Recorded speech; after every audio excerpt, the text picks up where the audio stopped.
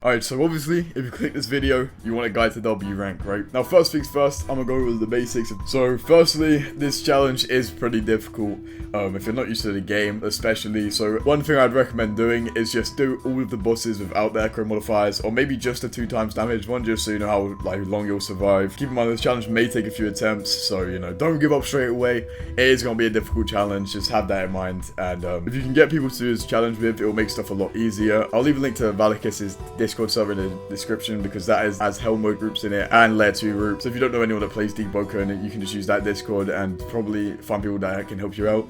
I use the Discord for hell mode. It's actually a very good Discord, and I'd recommend using it. Another quick thing is just make sure that every boss you kill, you get the knowledge from it, because it is very important that you do confirm you get the echo, and by getting the knowledge, it confirms that you get the echo from the boss. So just make sure you're getting knowledge from bosses, and you're good, pretty much.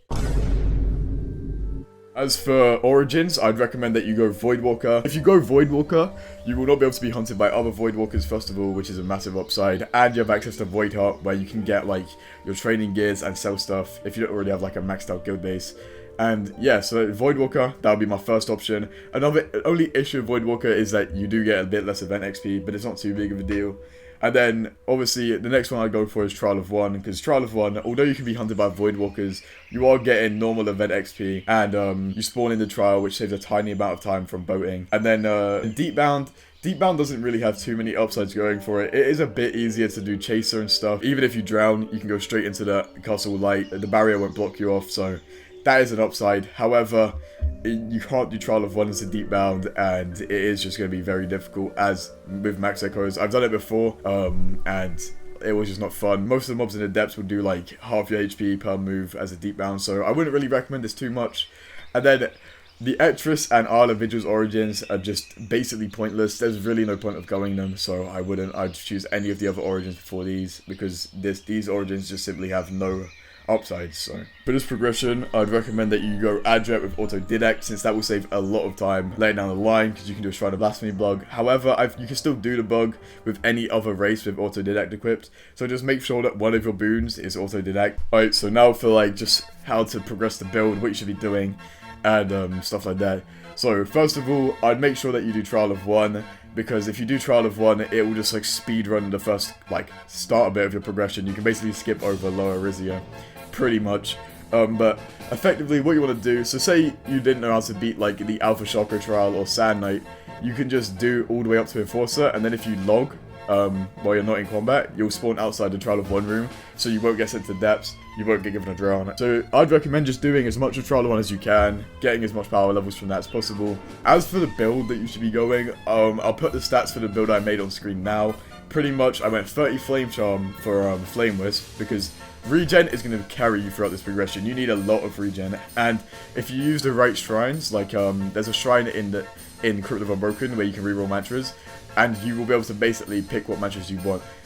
So pretty much what you want to do for your build is, if you're not as confident in your skill, I'd recommend that you rush your weapon stat to 75 and then use an Enforcer's Axe that you can get from Trial of One, or just use any weapon you can find around. Crescent Cleave is another good option, which you can find in Mini. You want to just go high Fortitude, high Agility for Jet Striker, so 50 Agility for Jet Striker, you could go 60 if you want Tap Dancer, and then 90 Fortitude. You're not going to be getting Reinforced Armor, that's way too much RNG to rely on to get Reinforced Armor, but it will just help out because you have a lot of H just from Fortitude, and 30 Flame for Flame Wisp. That's pretty much it for the build. Any other stats that you have left over, you can kind of just put wherever, it doesn't really matter too much. And yeah, so now onto the actual how you prog. Alright, so as for progression, I'd highly recommend that you use Crypt of Unbroken, because Crypt of Unbroken gives a lot of good loot. It gives very high enchant rate, and it also gives Mercenary Boots, and Mercenary Boots will be very useful if you want Conditioned Runner. And I would recommend going Conditioned Runner, because I was told in a comment that it gives base healing, so it's not even reduced, which means pretty much all you have to do is just get the Mercenary Boots and then get 2 cards from RNG, which will help out a lot, because you are going to be relying on RNG due to Destined Floor. If you don't want to do Crypt of Unbroken because it's too high risk for you, or you just don't want to farm at Mini, 2 other good places are Lower and Upper Arisia, because Golems, very good for just training, and then Sharkos are very good for just getting up weapon stat and dumbbell training. The other place would be Songseeker. Songseeker is very good for progression. The only issue is that, given that you have 2 times mantra damage and stuff, like the damage that you take from the Song Seekers is very increased and it's very high risk. Progression mainly just is just based on like what you want to, like how you want to progress, how you normally progress your builds. Crypt of Unbroken is like the most recommended one, which I would say for getting to power like 15, 16, because it is very fast and you get a lot of good loot, and you will need enchants later on. So alright, so now power 15 to max level, that's going to be the next step in your progression once you're there. First things first, I want to go over the Shrine of Blasphemy bug. Pretty much what this bug is it gets you immediately to max level from like power 17, around power 17. What you want to do is you want to be 1 point of power 17. Like, you have to be 1 point of power 17, and then you want to go to a campfire, click recall on your fire mantra or whatever mantra you have if you didn't go flame. So you want to click recall and then exit the campfire while it says, do you want to recall this mantra? And then you click yes, and then once you click yes, it will bring back up the campfire menu. You want to go over to the Shrine of Blasphemy, talk to it until it gives the option very well, and don't click very well just yet. You want to invest your point to get to power 17, and then you want to click very well and you'll immediately get to power 20, and then you can just invest your points from there. So yeah, that's what you do Shrine of Blasphemy bug if you're interested in that. And then if you don't want to do the Shrine of Blasphemy bug because you want an emergency power level or something like that, when I was progressing it personally, I didn't use an emergency power level, I just relied on Bell. But if you do want a power level for some reason, then the other option I'd say for progression is just to do bosses. Bosses are like, once you're power 15, you should be able to do some bosses. I'd recommend Duke or Primer. Primer if you have people to do it with, since it has a no HP scaling, and then Duke is probably the easiest boss to do solo, even with the modifiers. Like, I wouldn't recommend you do any other bosses because bosses like Ferryman do a lot of damage and it's not really worth it. Another good option for progression is Chaser. Chaser is like a very easy boss to do at this level because there is basically no risk to it, because you can use Light Hook at power 15. So you could just do Layer 2 and Chaser, or maybe just Depth Prog. I don't know, whatever suits you most to get to power 19 for the emergency power up. Okay, I didn't really go over it. Emergency power up is basically just being 1 point away from powering up, so you can quickly power up to get the health pack from it, if you didn't know what I meant by that. Alright, so tier 1 echoes. The tier 1 echoes, basically very easy to do for the most part, and very self-explanatory. But you've got catch a fish. Now, according to the wiki, it doesn't actually have to be a fish that you catch, but if you want to play it safe, I'd say just go until you catch a fish. If you don't know where to get a fishing rod from, if you go to Etris Docks, there's a building on the left side of Etris Docks, and it's got a fishing rod in it, and then if you just cast your line, I'll show you, like, in the background footage, you'll be able to see where I am. It's a very good spot just to fish, very easy. And then crafting a food item, again, very easy to do. I'd say just go for mushroom soup, which is a dentifilo plus either a goblet or a brown cap. Very easy to do. Gobletos, brown caps, and dentifilos spawn basically all over the map, so you just have to find 2 of those, put them in a campfire, and then you're done. Modifying a mantra, it doesn't even have to be successful.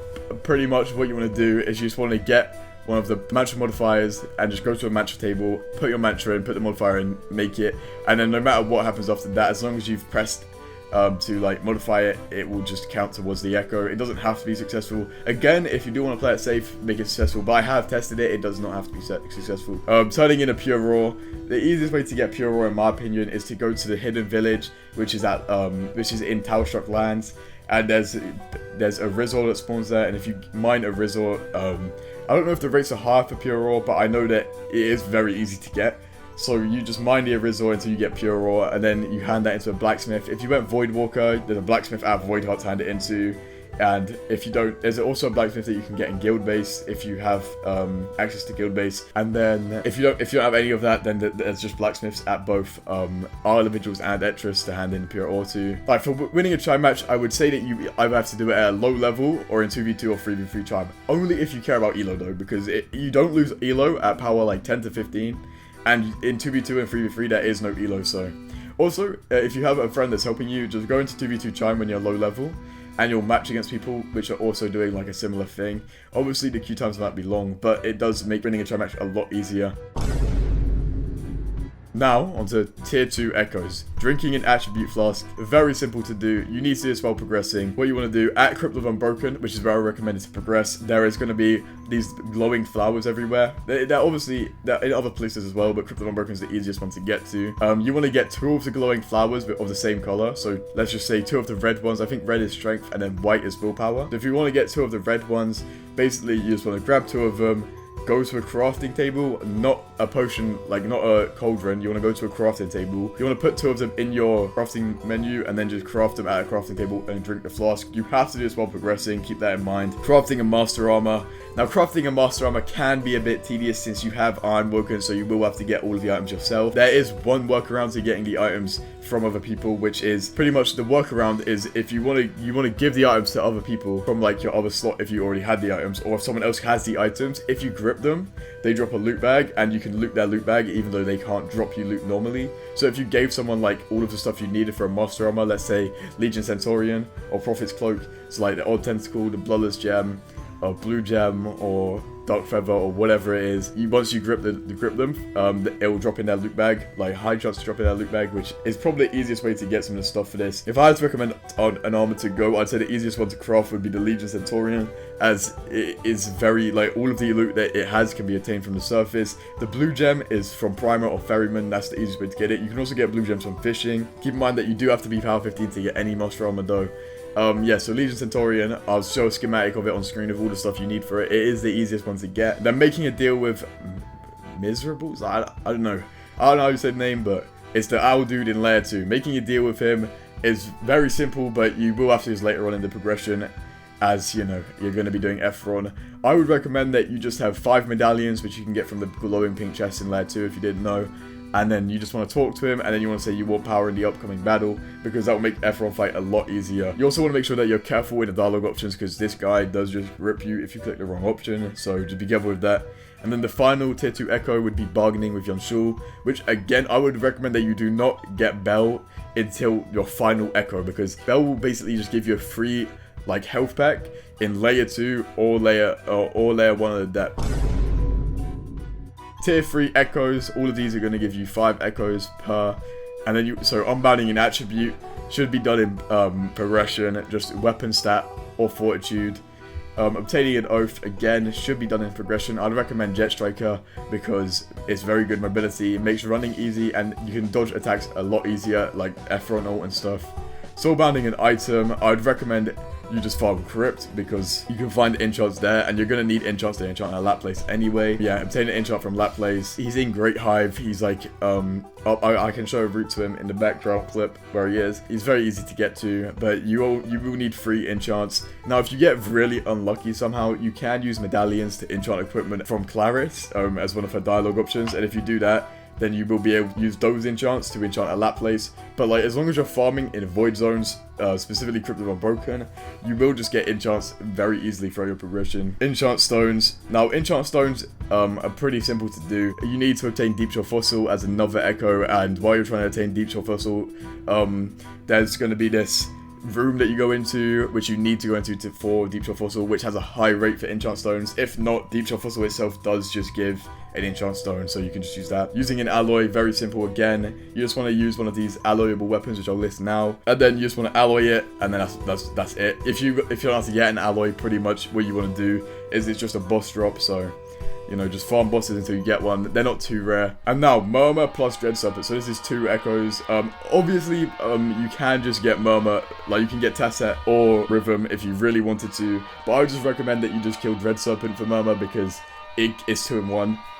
So Dread Serpent, in the background clip, you can see where I am. Like, you can see on Boatman's Watch, there's a cheese spot for Kaido, which I'd suggest you abuse, like, very soon. It will make this a lot easier because 1-bit floor basically means you have to kill Kaido with cannons, or you have to get hard boosted. There's no other way to do it since you can't swim. With Duke, I'd suggest you do it solo since he has HP scaling, and it will just be made harder with more people. Obviously, if you can't do Duke solo, then get someone to boost you, but doing it solo is a very good option since no HP scaling, the shield's very weak, it's very fast, you can probably get it done in like 4 or 5 minutes if you know what you're doing. Primadon I would suggest you do with other people if you can, since Primadon has no HP scaling, which means he will always have the same HP no matter how many people there are, so you can basically just boss raid Primadon if you have other people, very simple. Now, Ferryman's a difficult one because he does a lot of damage, but you basically just want to like, oh yeah, very important thing about Ferryman is you have to be the ones to start the dialogue with him, otherwise you will not get the kill credit. You need to basically, when he spawns in, you need to be the one to talk to him. Make sure you're the one to talk to him when he spawns in and before he spawns, like despawns. You need to talk to him both times to get the kill credit, just to ensure that you get it. But that's very annoying because of that. I hope that they've changed it, but they haven't yet, to my knowledge, so just make sure to want to talk to him. Ferryman does have HP scaling, which is a very, like, another thing where he's hard to do solo because he has a lot of damage. If you have a friend that can help you, then get them to help you with Ferryman, because Ferryman is very high damage and pretty hard to do. Now, Chaser, obviously, you can just do with Light Hook and keep on practicing until you master him. And once you master Chaser, I would suggest that you just go and Light Hookless run of Chaser, because that will be another 2-in-1. You can get the Hookless run done and Chaser done in one. I'll go more in depth on Hookless run later, but Chaser is a very easy boss to do. There's also this cheese spot at the end of Chaser where you want to stand on one of the rocks, because you won't take any damage from the, like, blood thing, like the blood that randomly hits you. You want to stand there because it just makes you take no damage, and you do take a lot of damage from that with the Echo modifiers. Now, the final tier 4 Echo is Deep Shore Fossil. Basically, what you want to do for Deep Shore Fossil is just collect the 3 Divers Journals in Layer 2, Floor 1. You want to open up the Deep Shore room. I'm not sure what it's called, but it's the room where all the enchant stones are. Obviously, in the background clip, you'll be able to see it. And then you want to talk to Claris and say, here's all my findings with Eternal Gale, or here's all my findings in the depths side too. It's something along those lines. And then you want to say that, and then you'll get Deep Shore Fossil. And then you can also use Deep Shore Fossil to get an enchant stone. And now, for tier 4 echoes, all of these give 10. First one, defeating Efron. As I said at the beginning, I'll leave Valakis's Discord server in the description. It is very good for finding people to do this with. Efron, like, is made so much easier with other people. Obviously, you can do it solo, but if you have enough people, you can literally just, you have to lock Efron in place once, and it's done. Like, it's very, very easy with other people. So I'd highly recommend that you do it with other people. Hell mode is a very high risk, because obviously it is a lot of RNG depending on how many mobs spawn. If they spawn like corrupted, because sometimes they just don't, I don't know what that is, but I think that's a bug. So again, try and do this as fast as you can. Again, with Valakis Discord, just join that. You'll find people to do it with. It should be not too difficult as long as you have a health pack like Bell or Power Up. You'll be good. Layer 2, Floor 1 without Light Hook. This is probably one of the hardest parts because it's the only part which you have to do entirely solo. You cannot get help with this, which makes it a lot harder for most people. So what you want to do is pretty simply, you want to jump into the void. Above 50% HP and above power 3, but I don't know why you would be doing it anything lower than power 20. Make sure you have Bell as well. Again, I really recommend that you just have Bell already. But what you want to do is you want to just go down there. When you're in there, you basically just want to beat it, and you have to beat Chaser. You cannot use Deep Drill, because using Deep Drill, it will invalidate the run. You have to beat Chaser for this Echo to count. And then finally, we have tier 5 echoes, which are 15 per. There's only one echo for this, which is obtaining resonance or bell. And it's basically the last thing you want to do. You just want to bell check with Light Hook in Layer 2, Floor 1. That's what I did. Very simple, very safe as well. Because obviously if you have Light Hook, you're not going to wipe. That's going to be the last one you want to do. But obviously, once you've got Bell, you also want to use the Yunshul Wish, because you cannot do that until you do have Bell. So yeah, so once you've done everything that I've just said, that's going to be it for your run. I would recommend also that you get a checklist for everything that you want to do, because that will make stuff a lot easier to like monitor and remember how much stuff you've done. I'll leave a link to the wiki page in the description, which has everything on it, of everything that you have to do on it. And yeah, so that's going to be all for the video. Thanks for watching. Road 2K, we're actually getting very close. Thank you for the support on my recent progression video. That's doing very well right now, and I'm gaining a lot of subscribers very quickly. So thank you for that. And yeah, that's going to be all for the guide video. Thanks for watching, and see ya.